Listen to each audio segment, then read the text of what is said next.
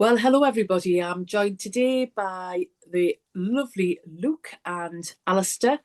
Um, some of you may recognise Luke immediately as last year's Sownby winner. So, anybody who doesn't know you, Luke, would you like to just do a quick introduction to everybody? Oh, I'd love to, Kim. Thanks for having me. My name's Luke-Matthew Iveson. I won the Great British Sewing Bee Season 10, and I host workshops, create patterns, and I also do a bit of drag as well that I'm sure we'll talk about later on. Yes, yes, and obviously everybody knows Alistair, from the House of Alistair. But come on, Hello. Alistair, introduce yourself as well. I'm just here for the crack So am I. and to talk about the transformation challenge, which we all love. We put out a promotion video for this, and it was amazing how many comments were had about the transformation challenge with funny emojis. Actually, it wasn't as bad as I thought this time. But let's go straight into series 11 of the Great British Sewing Bee, which started very late in the year this time. It was, I don't know why the delays were, but it's filming it. Well, it's going out at 9 p.m. on BBC One. We're hoping it's going to be a continuous series, but anybody watching it, if there's an international football game or whatever, you can guarantee they'll bump it. So just keep checking in. So the first thing that they had to do this week, it was make and shape was the theme of the program. We were introduced to some, and they kept repeating it, home sewers. They made a big thing, I thought, about making sure that people realised that they were home sewers. And the very first pattern challenge was a tie front blouse with gathers. So, Luke, what was your thoughts about that first challenge? Yeah, I thought it was really on trend. I've Mm. seen lots of versions of that as patterns. So I thought it was a really good one to start off with. I would have loved that to have been my pattern challenge because it wasn't a 7, 8 panel denim skirt with buttons and a waistband. I think in terms of the construction, it was fairly simple, I'd say, in terms of, two front, back, the sleeves, the peplum, and they really had to focus on the gathers, which Mhm. obviously is the technique. So there's kind of one core technique that they could get judged on. So I thought it was a fairly easy one to get them into kind of being comfortable on the show and with the cameras and everything. And I thought everyone did a fab job. Yeah, yeah, yeah. Alistair, what was your thoughts? Yeah, I thought in actual fact, I mean, it's a great transitional piece, because it's almost like you're combining a blouse and a jacket at the same time. So, for instance, you for that pattern you could use heavier weight fabrics like wools and things like that, and really give it some dimension. They did go on about how the fact that if Mm, you used too much of a stiffer fabric, then it wasn't going to have the look that it wanted. But in actual fact, a stiffer fabric, especially with the peplums, are actually, and with that gathering, is going to actually create extra volume, and it's actually going to sit in situ. So if you use things like, if we take silk's a good example. So for instance, if you were to use a chiffon, that will fall and it will be more floaty, and it needs aeration, if you like, to waft.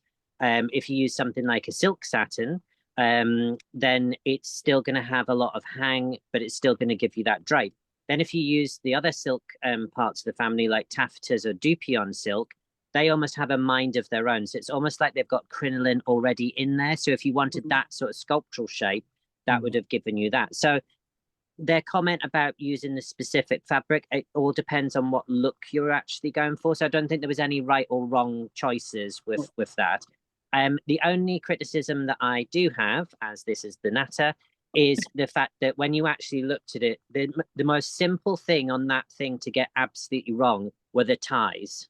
Yeah, And obviously, where the neckline comes here, you need to pay a lot of attention, like when you do with buttons that we constantly go on about, is the alignment of from the tops of the collar all the way down to get that, because when they were done up, you could see that a lot of them were a bit mm, ski whiff, which actually meant yeah. the bottom of the peplum Mhm. wasn't matching at the bottom. That's a really quick fix. Also the choices of like just adding ribbon. I think in the real world we would all make it out of the same fabric. We would just make some Yeah, little ties. which would have been really, really, it's also a good way of not actually wasting any of your own fabric. And it means you don't have to buy extra trim. Yeah, yeah. What were your thoughts about the ties, Luke? I think, what did they have? I think 3.5 hours. I think it Had would have 3.5 been, hours for that first one, yes. yeah, I think I agree. I think they could have added that step in. I mean, it wouldn't have taken that long to have done a quick turnout and cut it up into a couple of ties to put in. And, you know, it's nice that everyone finished, unlike my first pattern Actually, challenge. they didn't all finish. Well, one, Safi, bless her, yeah. just didn't cope with the time on that first challenge. So yeah. And I think that shows it's just down to kind of nerves and the first time you're in that environment. But yeah, I think they all did well. I think it would have been nice, as Alistair said, to have done, you know, ties out of the fabric. But also, and I agree with what you're saying, Alistair, about the fabric choices. I thought that was really interesting because I love a gather and I love shape, you know, in a lot of the drag costumes that I make. And I think it's important choosing fabric based on what you want to create. But I also saw a lot of people ironing their gathers and or steaming their gathers. And I always steam gathers because I find when you iron it, it just goes completely flat and you get all the creases in. But I don't know what you thought, Alistair, in terms of any top tips on that. I would stay clear of trying to iron in. What I always do, especially with a gathered peplum, if you like, I always, when you're ironing, iron towards the hem. That to be nice and crisp and flat. That's the visual that everyone's going to see. But when you actually start getting into all the creases, a steam option. Now everyone's got a steam option on their actual iron itself. If you don't have one of those at home, here's another sort of like eco-friendly way. When you've got the shower on, make sure that you actually just hang it up. Once you've ironed it, hang it up in the shower. That will just give a little bit of extra say je ne sais quoi around your thing. I do have a few. So for instance, one of the things that I did see first off, and this is a top tip that I've used in every workroom couture house that I've ever worked in. So for instance, especially when you're using slippy fabrics, I can't remember which contestant it was, but she was on the floor, bless her, because the fabric was so slippy and this, that, and the other.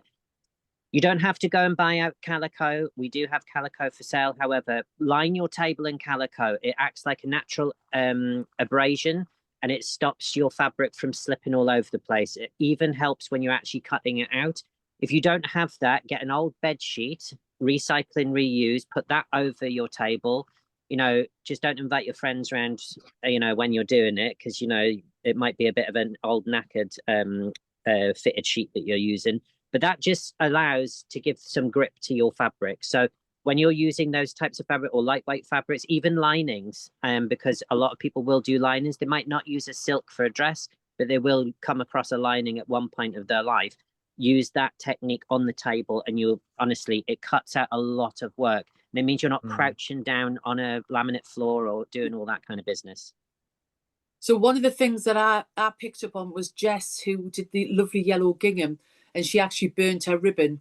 So obviously the gingham allowed a certain level of heat with regards to the iron, and the ribbon didn't. So had she used a pressing cloth, then that would have avoided that, because she basically she came 11th out of that challenge purely and simply because she'd burnt the ribbon, which I thought was harsh.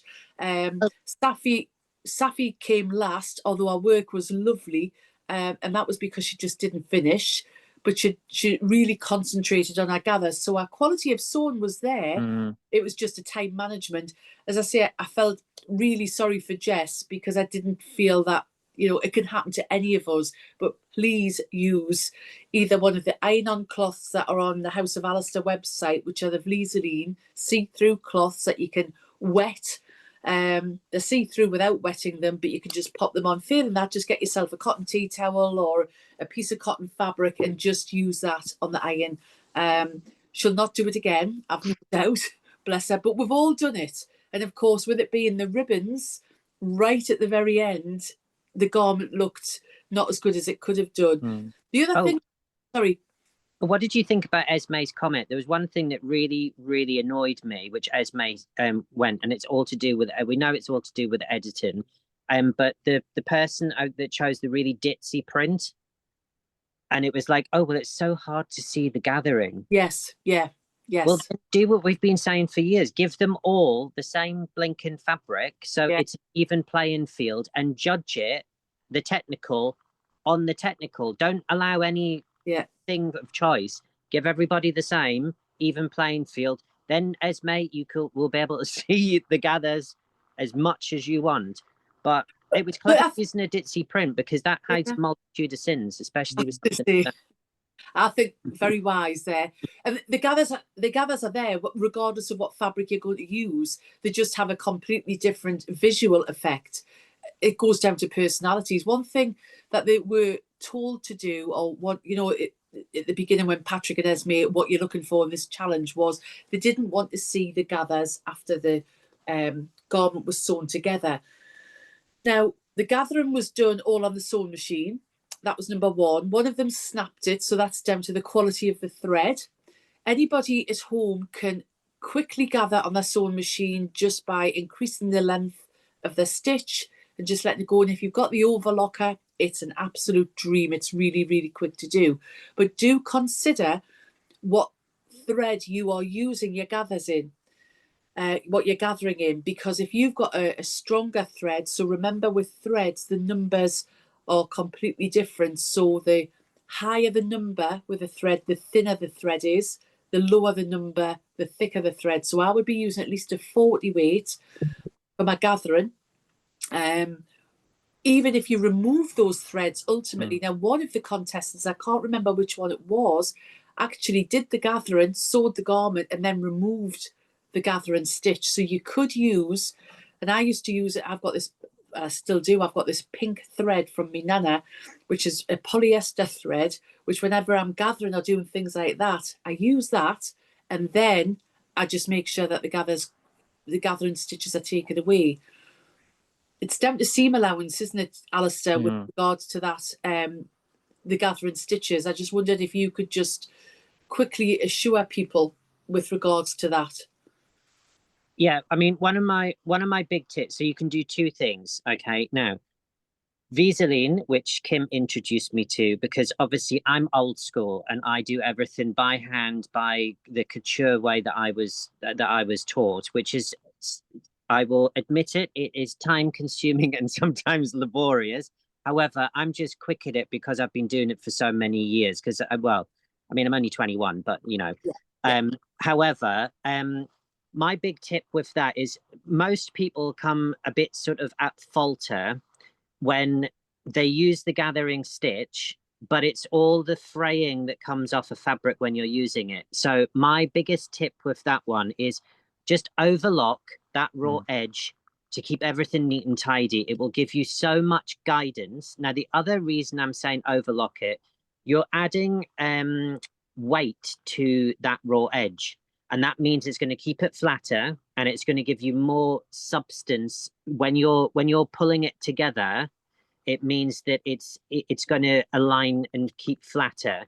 Now, you can use the Visaline tapes. For instance, you could use the seam tape flexible that you just iron on, wait 20 minutes, and that will give you a little bit of body. If you wanted to use another, just a thin layer of sticky tape, I wouldn't use a stay tape, but something really, really nice and thin. It will just keep that seam really, really flat. Yeah, I've just I'm making one of the painters collections this morning. It's got a gathered waist on the smock, and I always overlock the top just because of that weight. I do only do one line of gathering stitches, which I know is a bit naughty if you are kind of traditional and you do your double lines. But I think, Kim, as you said, if you've got the right thread and it's strong enough, you only need one line. Yeah. The other thing that for getting the gathers even, what I do is I mark the middle in quarters or whatever, however, depending on the length of it, and then I mark where it's going to go. And so you can pin the middle to the middle, and you'll get a more, particularly around the shoulder, you're going to get a more even distribution of your gathers. They may have done it because, again, we don't always see what's happening with the editing. So some of them may have done that, but that's just a little tip, because it's really hard if you've got a particularly a long length and you're gathering. What happens is all your gathers go to one end, whereas if you can evenly gather it up, it's a little bit extra time, but it works. Oh, the other little tip that I have is, so this is going back to my son's primary because my son's dyslexic. So we call it in school terms, we call it chunking. So what you're doing is you're taking chunks. So what I would suggest is, like Kim has suggested, you mark your side seams, your centre back and your centre front, so you know where everything's supposed to end up. But then what I would do is I would do 4 sections of gathering things. Yeah. So only ever one time, you're only actually gathering that section that you need. Because when you've got a 2, as somebody said, you know, if it's 1 meter around, make it 2 meters. Right, I think that's a wee bit excessive. But if you're thinking about doing a whole 2 meter piece and you've ran a large stitch through your sewing machine, the likelihood is it is going to break halfway through, and you're going to get so frustrated with it, and you're just going to end up, you know, just putting it aside or binning the idea, really. One of the it's going on to the end challenge. I'm just trying to work out which one of the guys did it. He had 4 meters round the neck. Chunking would just, the effect was brilliant at the end, but the chunking would be my way forward, because there's no way I could pull. I saw him pulling it, you know, the 4 meters, but just make your life as easy as possible. Gathering can be really effective if it's done well. Elsa, I think it was the first week last year, she taught me a really good technique if you are using thicker fabric, to sew a zigzag over cord as well. And that was a really good way. But no, I thought they all did great. I thought Kit and Kaz really stood out in terms of their techniques. I thought Safi, like you said, Kim, the sewing, the quality of the sewing was amazing. It was just a shame they didn't finish. And I loved Jess's. It was, and I disagree that just because of the ironing mistake that it should have got that low. Yeah. So the winner for that one was Kit. Alistair, what were your thoughts on the overall, the winner?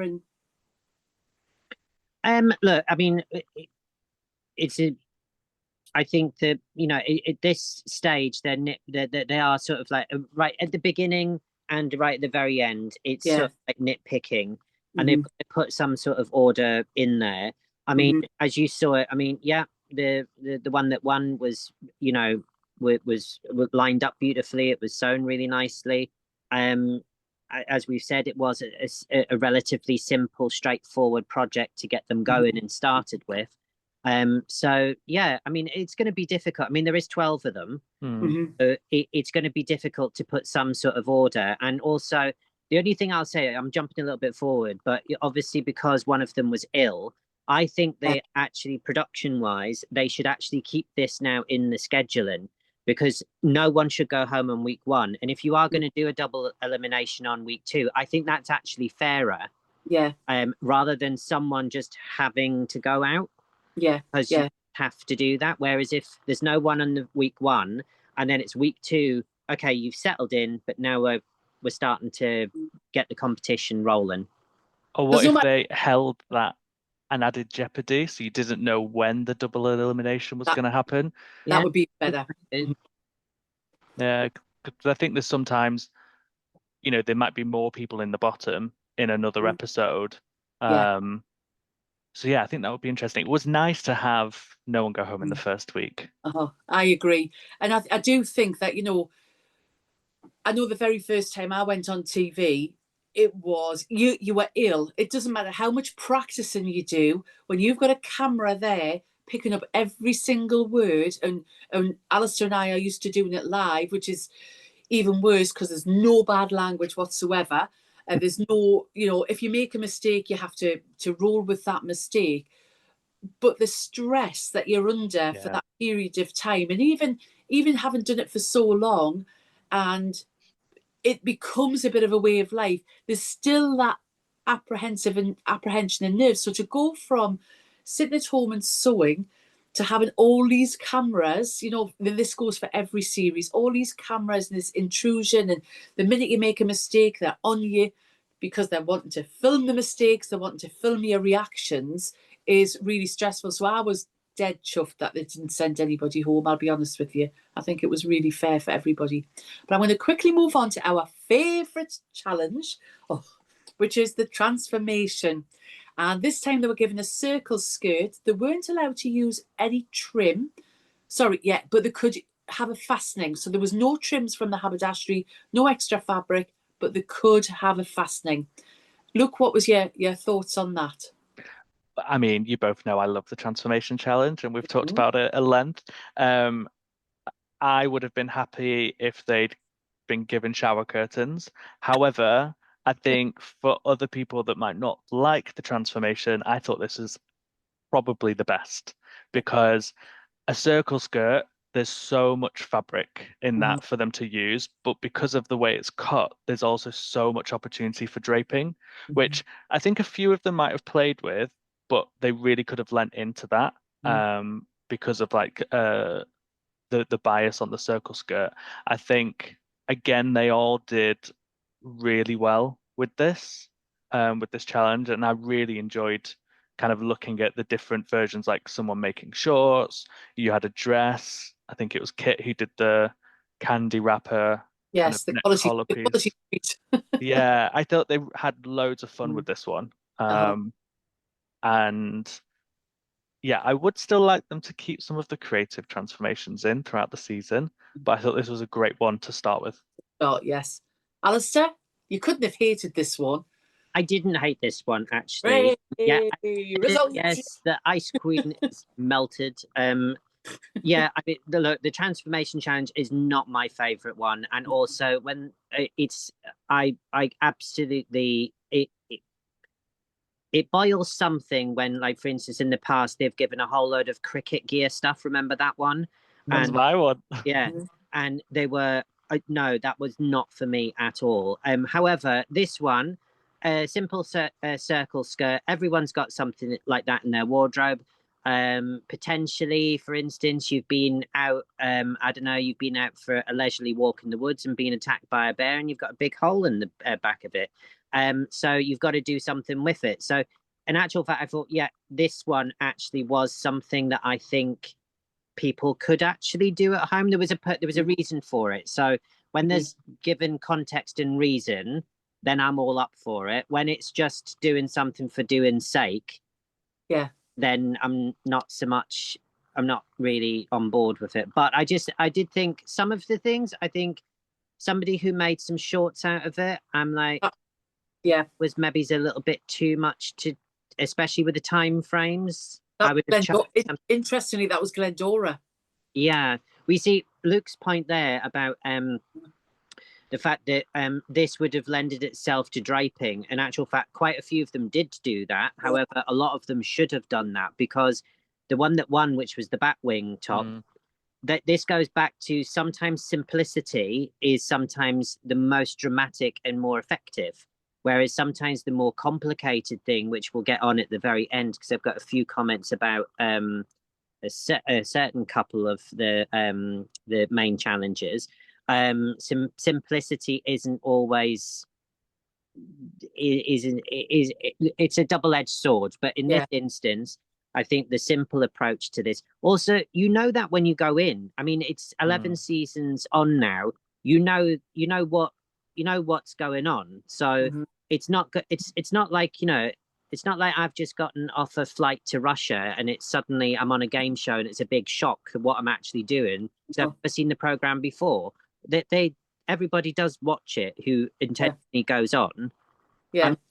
None of them have been approached in a pub. Oh, do you fancy coming on a show called The Sewing Bee? They go, I'll give it a gun. That's how I got recruited on it. Was it? No. Which pub? You're local. So the one that won was Kaz, which was the black dots, and she put the big pink zip in, which had the wow factor at the end of the day, didn't it? I was really pleased with that one. The other thing that filled my heart with joy, I have to say, is that on both the challenges, and in fact all of the challenges, interfacing has actually been used, and it's been shown to be used, which I think is good for the viewers, because they need to see that, for example, when Kit did that big collar without having that thick interfacing, that wouldn't have worked. Without the crinoline in the hem, you wouldn't get that effect. So I am so pleased that in the editing they're starting to bring in, they might have been listening to us, Alistair, that they're starting to bring in the products that you're using, the contestants are using, because a lot of the sewers, I mean, I've seen the comments this morning. Oh, I'm going to make a tie front blouse. They're inspired by the makes, so they need to know where the pitfalls are and what you actually need. Not just fabric and a sewing machine. You do need some extra little bits to make it work. So yeah, so I was a very happy person.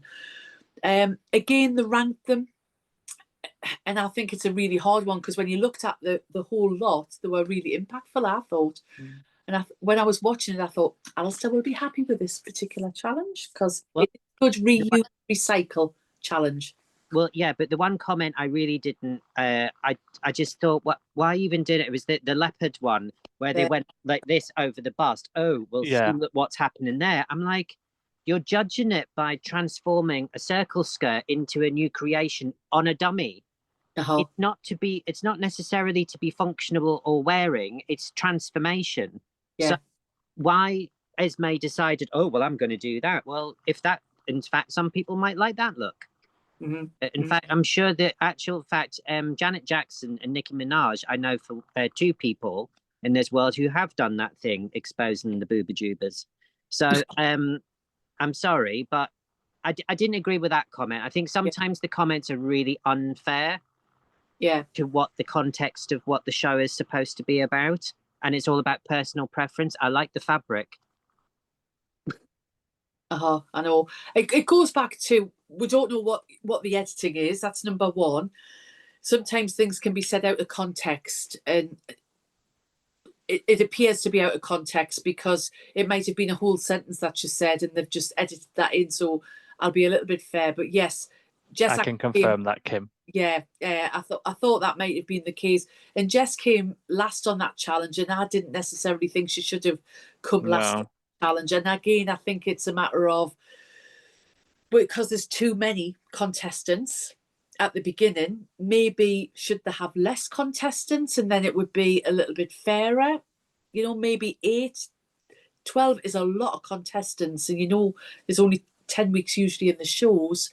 To whittle them down, I just sometimes think a bit less is more with the contestants, and we could be a little bit more constructive and fairer with them. And because there was one of the ladies, is it the older lady? I'm going to get her name wrong. Is it Gaynor? Gaynor, yeah. And she just said at the beginning, I haven't got a creative bone in my body, because that's not her type of sewing. That actually was shown in the last the dress that she made. She's very much a traditionalist. It goes with her age. It's a generational thing. So she's not likely to be able to create what, say, Ola, the young girl, could create, or Kit could create, So, or likes of yourself, who love that challenge look. Alistair would be a nightmare on that challenge. He would just twist his face the whole time, wouldn't you? I think us three should do one, just so I can watch Alistair. Well, we should, but in actual fact, Gaynor, I'm saying this directly to Gaynor. Your execution in your work, I applaud you. And also, if you ever did want to change career, there are several workrooms in London that would hire you on the spot, because your work is so clean and beautiful from what I've only ever seen on this one episode. That may change, Gaynor, as the weeks go on. I'm hoping not, but it's like the older gentleman that we saw. I think it was it 2 seasons ago? Yes, Don on mine. The grand, not Don. Yeah, Don. Yeah, Don was on mine. Yeah. I mean, there was some. He was fab. Yeah, anyway. He was fab. He this is the thing, we'll all look at it from different. I know there's got to be a winner ultimately, but you do look at some of these sewers and they are so good. I mean, another thing that's been introduced on this show, this episode, is machine embroidery to embellish. Perfect. And on the last challenge, that top stitching, oh my goodness gracious me, was absolutely and utterly spot on. And it won't have been a machine she was used to. So the quality of sewing, and it takes a lot of bottle to do top stitching in a contrasting thread on a fabric. It really does. And then be on TV to have it, criticised. So hats off to everybody, really. We'll move swiftly on to the last one, which was the made to measure. Obviously, Glendora wasn't very well, so didn't participate in this particular challenge. They wanted a dress with pleats to give shape, and actually Esme had a dress on with pleats as well, and they wanted different types of pleats, and they had 5 hours to do this particular challenge. But this is the one that they are allowed to practice at home. The one thing that Alistair and I talked about before filming this today, Luke, was actually 3 of them had the same pattern, and yet others had drafted their patterns out, and this is it. This made to measure. Should it be from a standard pattern, or because the judging for that is completely different to somebody who would be drafting their own pattern? What's your thoughts on that? I don't mind people drafting their patterns. I think you're still using a pattern at the end of the day, and you don't meet your model until the first day. So yes, you'll get measurements. The measurements are never correct anyway, so you do have to do some adjusting.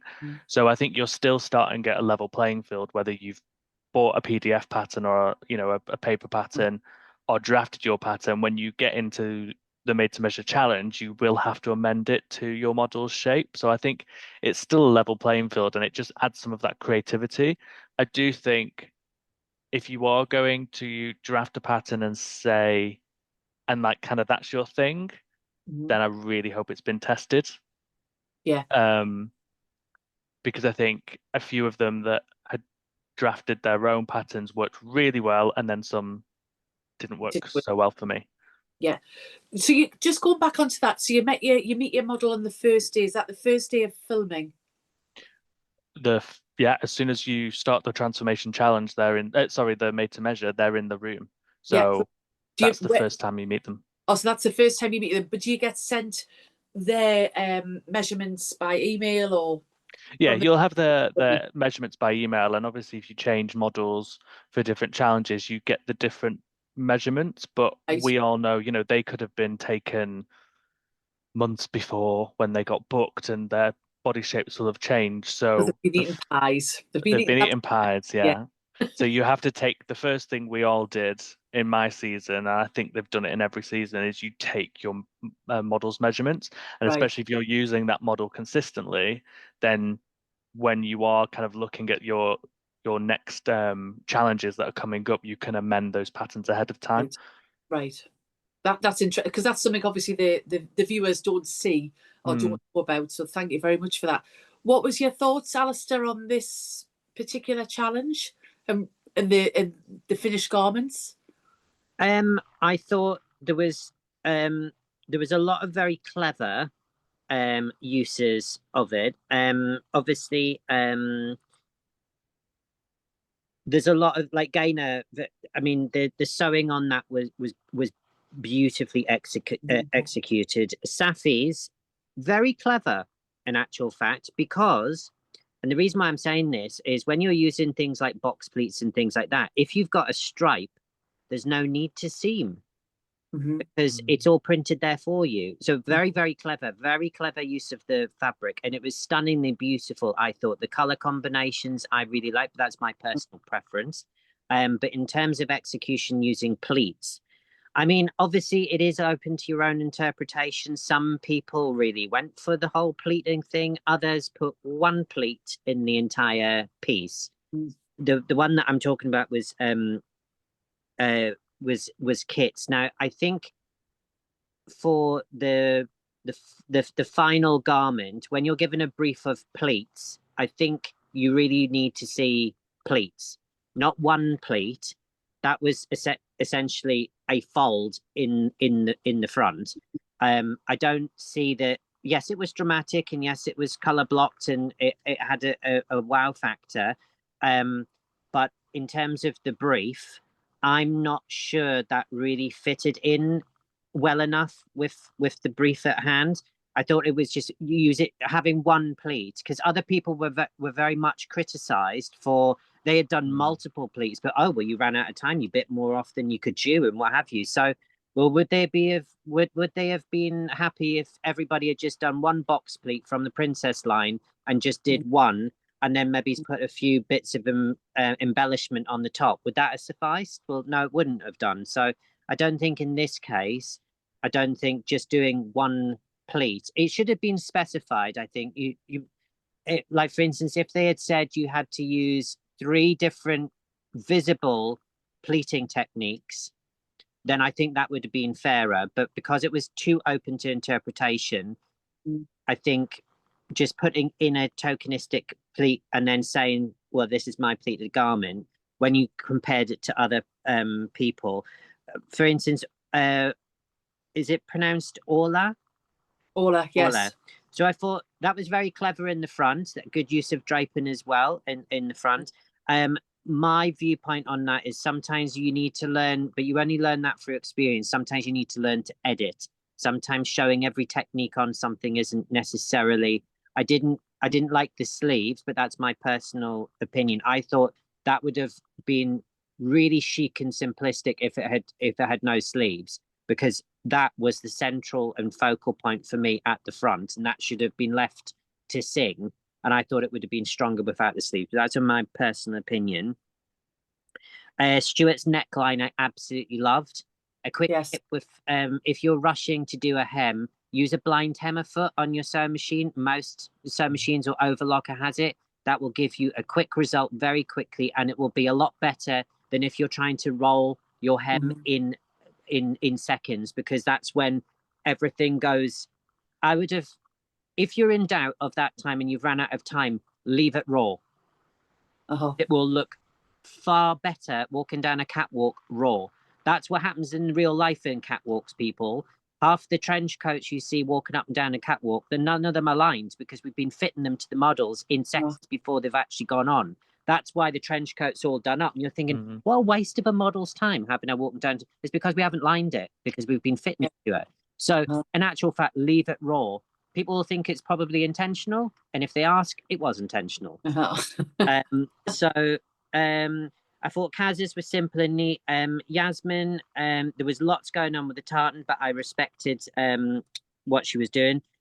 Novello's one. Now that is going back to that is very much going back to God, the designer's name has just completely popped out of my head. Is it the Mugler? The Arga. Arga. So that is very, very, very Balenciaga. Balenciaga was so ahead of his time, and he created absolute mayhem in Paris when you had the Chanels and everybody like that was doing the traditional sort of like little 2-piece sets, and he came in. It was all sculptural. Beautiful concept. I thought the pleats were a little bit too big, standing away from the body. They just needed to be maybe it's about 1.5 inches shorter, and then that would have been bang on perfect. Peter's I thought was absolutely striking. The solid color and that pop of color and the very creative lantern effect on the sleeve, very, very clever, very effective. Jess's, it was quite clear the fabric choice on that one. She'd have been better off with maybe a lightweight lawn or something like that, because you would have had more control over that. Trying to do satins, it's a great idea, but on a program like this, sometimes when you use satins, that can be you might be very competent, but sometimes satins can just bring you down in a heartbeat. And it can just be that the sewing machine is just having a bad day, because sometimes they do. You can play around with the tension as much as you want, but sometimes if a machine doesn't want to play, it's not going to play. Sometimes you swap out the entire machine, sometimes, just depending on the fabric. But yeah, I will be quiet now. One thing, Luke, I noticed with Jess, and I know it was a choice of fabric, but bless her, she was tidying all the threads on the inside. She was doing it as you would do it at home as a finished garment. I presume when you're live there, you just don't have that time to do all of that, do you? You don't necessarily, but it's something you do need to focus on. So I think in my first pattern challenge that we didn't finish, one of the comments was I'd left all the threads undone from all of the top stitching because I wanted to finish it. So I ended up Yeah. having the waistband on, most of the buttons. I didn't get round to doing that. So it was something that I was really conscious of then moving forward in the other challenges. But the machines that we used, I think they've changed them now, Yeah, were auto cut start and finish anyway. yeah. And that's the first time I'd ever even Sorry. known that machines can do that. So that was, yeah, I think she was just trying to really make sure it was perfect for Yeah. judging. It was just a bad fabric choice. Yeah. Can I just ask you, look, actually, because obviously everyone watching, because obviously you won last year.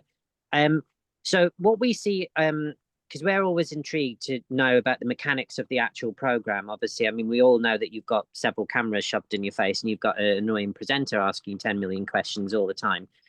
However, so when you actually get your critiques of each one, and especially the main one at the end, how do you get that critique? Is it when you're done, you know, your model's there and you come forward, and how long is the critique for you? So what do you get? So you do the catwalk and everyone celebrates everyone's makes, and it's so nice to see that. Like everything comes down the runway, and then we do the feedback. So the judges will go away post the catwalk. They might be able to then go and look at some of the garments a bit up close. You have the sewing producers as well that will be able to talk about, say, the patterns that were used and maybe some of the techniques. And then you have your judging. So the judging, you might be up there for, I mean, I was up there once for 30 minutes and Patrick was going Wow. in, but it was going in with love, and at the end gave me some really good tips and said I took on too much, and that was at the beginning of the season. So it's something I was really focusing on. So I think that is, you mentioned it before, Kim, about the editing, and I don't think it's a shame about the editing because you just can't fit all of that into the No. show.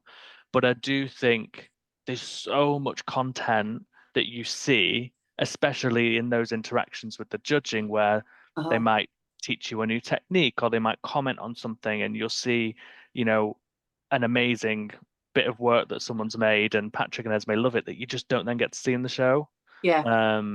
But yeah, you do get quite a lot of time for those judgings, and they do really go through what you've made. Right. You just see a tiny bit of it on the show. I think that's really interesting because Mm. that's how you learn, isn't it? And how you develop, by getting constructive feedback. Some might be good, some might be bad, but Yeah, and also they've done 11 seasons as well, so they know what the contestants can achieve in that period of time and what they can't achieve.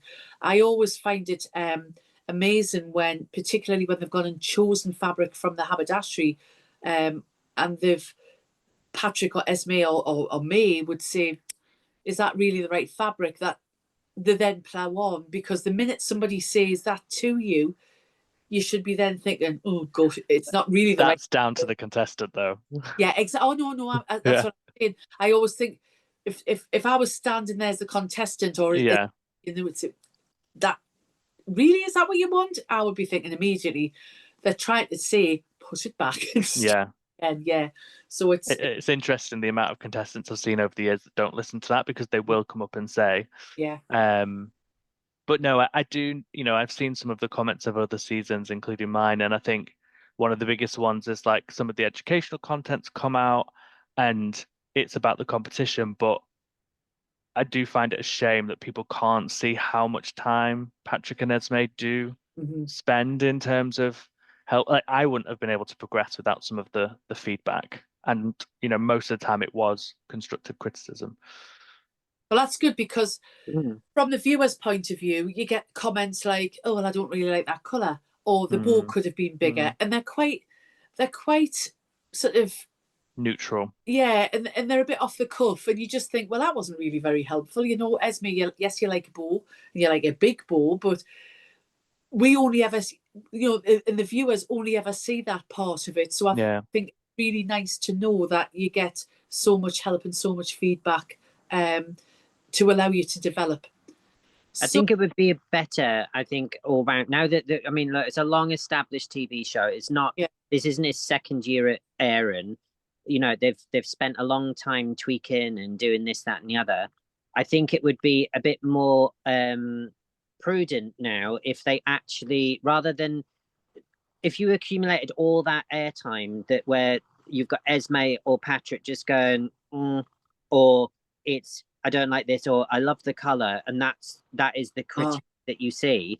I think if you add all that up, just actually put a bit of thought into what you're actually outputting there to the general public, because people do look at this program, although there's not a lot of education that comes across, because it is it essentially is an entertainment program, and you know, we can't get away from that, and it's not billed as this is an education. Plus, also we did discuss it on the last season that obviously the books that accompany the series, the BBC do make an awful lot of money from that merchandise. So obviously they're not going to output a program where you know, they show you how to do all these different bits, because then this is now how they're driving the book sales. This is how they're making the books different. The books are coming with patterns, they're coming with extra additional things, you know, they're adding all of that on. So but they've got to weigh that up and watch, because the thing is that, are they producing an entertainment program, or is this about producing an informative educational program for people who are interested in sewing, or inspiring new people or younger generations to come on board and actually give it a go?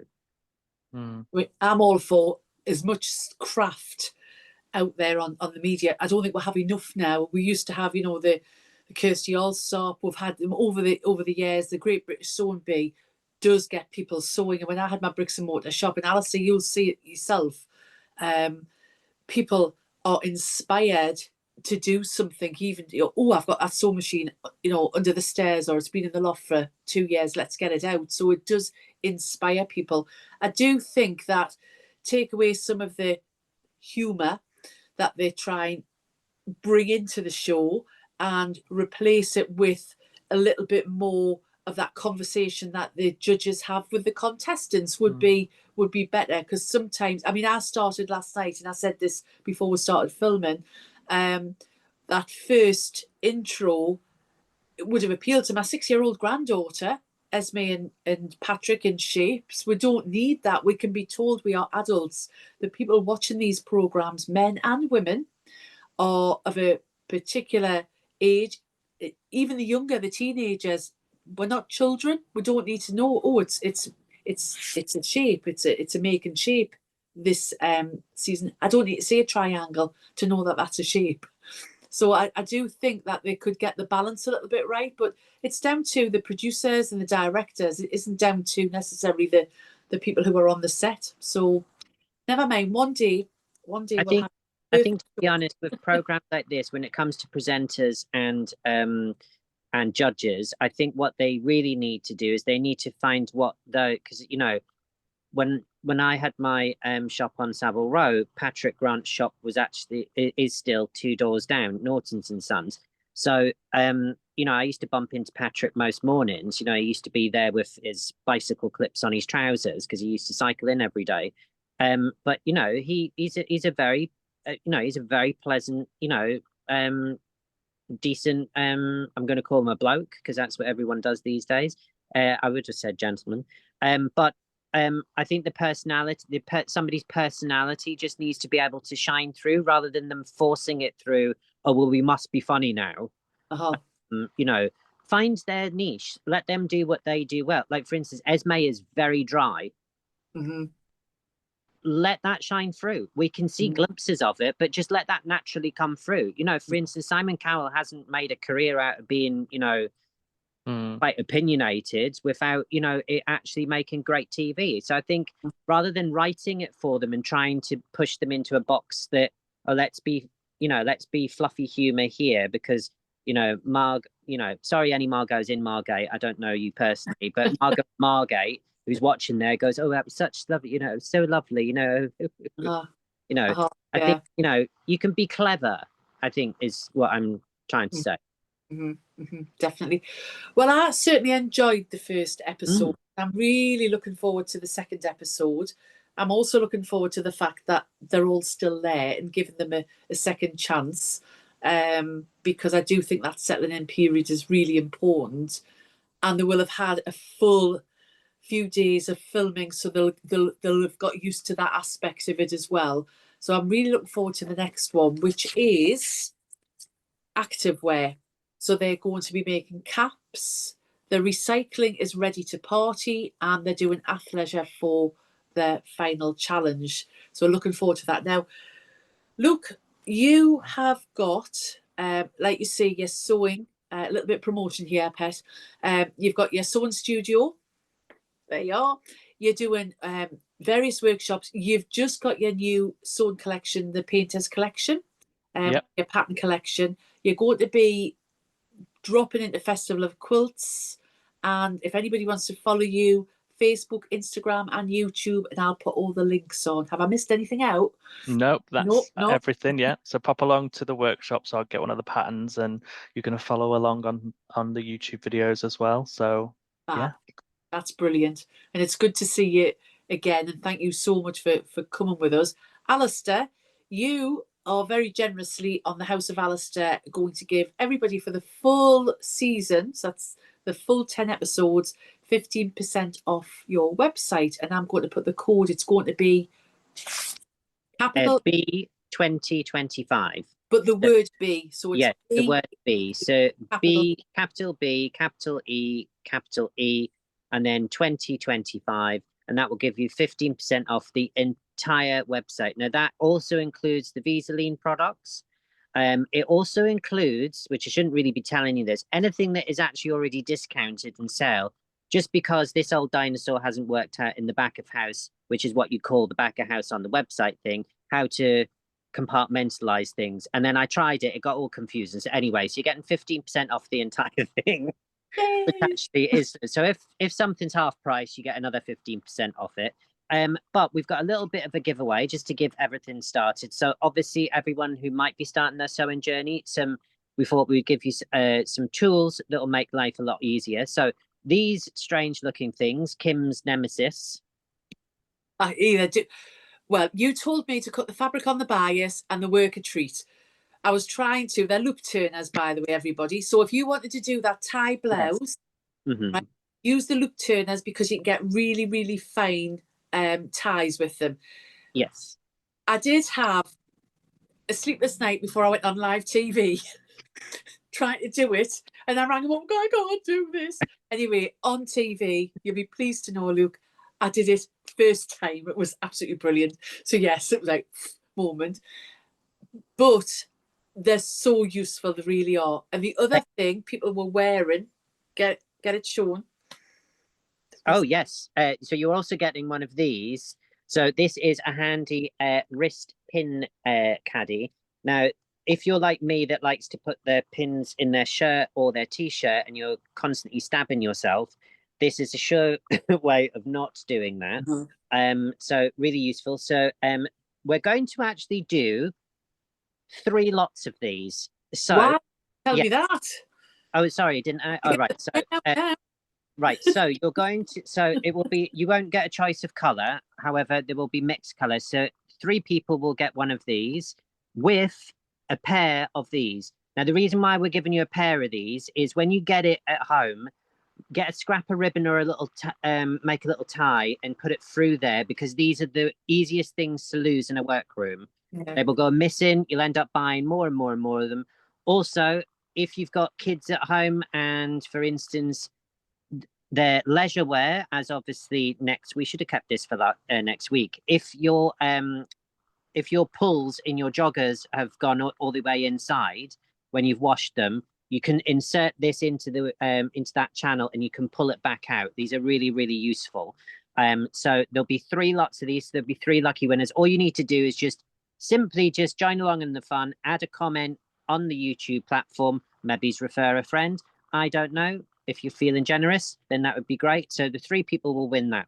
And we'll announce the winners next week. So when we launch the competition, the winners get announced the following week, and then everything will be dispatched. And this time, please, everybody, if Kim does contact you, it's not spam. You have actually genuinely won something.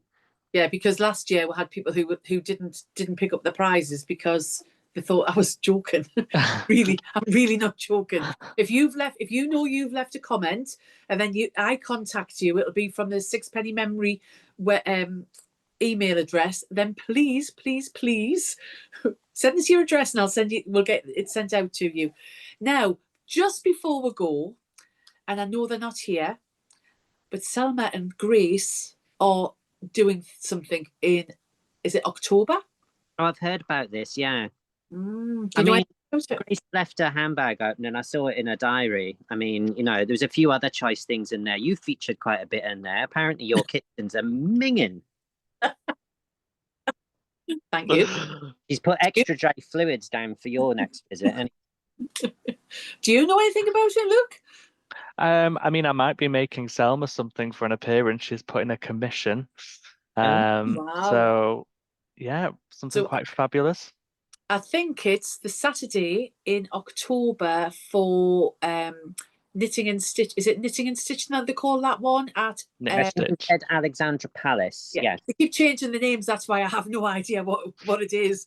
Oh yeah, it's all hip and cool now, isn't it? It'll probably be the Knit and Stitch. Yeah, it was the Knit and Stitch. Now, what is it called now, Luke? Knit and Stitch. Knit and Stitch. It'll just be S and N. Oh no, that sounds wrong. No, that's wrong. Anyway, we won't go there. Anyway, I don't think we'll put that to Anna Baptiste and see what she thinks. So we're going to go now. So thank you very much, everybody, for joining us. A big thank you, Luke, for joining us. Next week we've got anytime Mitch Bridgewater, who was on season 8, I believe, joining us as well. So if you want to leave any comments or ask any questions, then please do so. And hopefully we'll see you before the end of the season, Luke. Fingers crossed. Yeah. Take care, my darling. Thank you very much. Thank you. Bye. Bye. See you. Bye.